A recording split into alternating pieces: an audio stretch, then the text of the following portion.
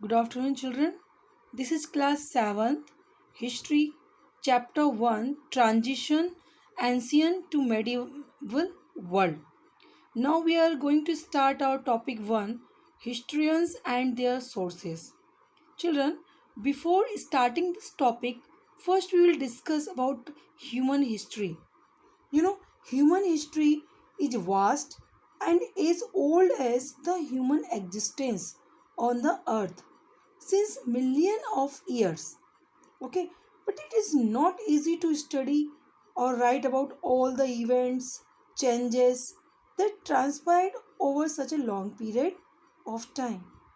That is why history is divided into different time periods on the basis of the social, economic, political, and cultural changes in the region or a country. But division of history into different time period is called periodization. What we call this? Periodization. History into different time periods. Division of history into different time period is called the periodization.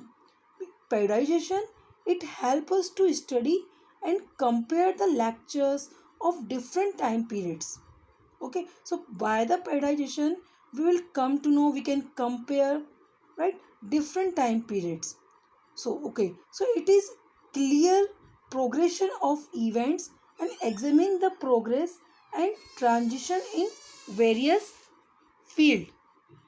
Okay, now we are continuing our this topic, historians and their sources. Okay, so in this topic we will study about the sources of historians. Okay, by that we can come to know about our past. What are the sources? By that we can get information.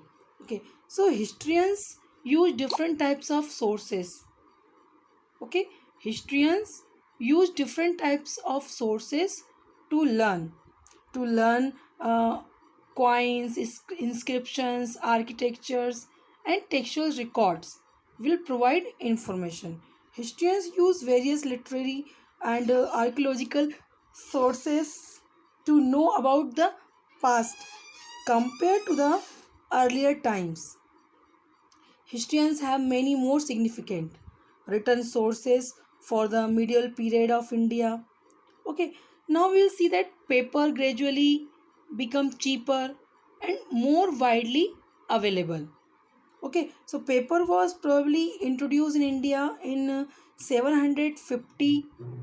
Gradually, it became cheaper and more easily available.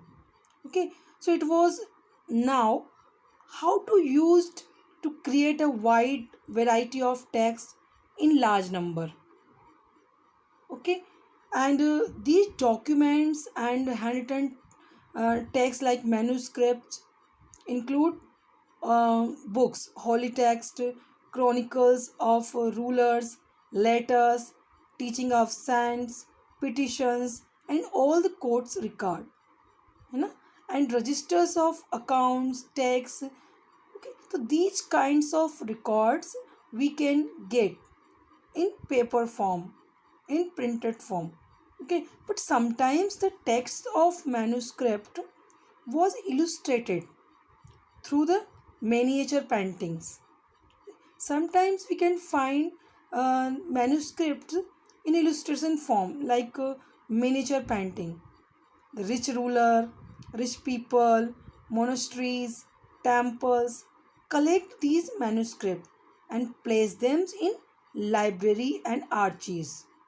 Okay, so variety, official record, write in official record, these things, these books, we can get information in detail. By these records we can get information in detail.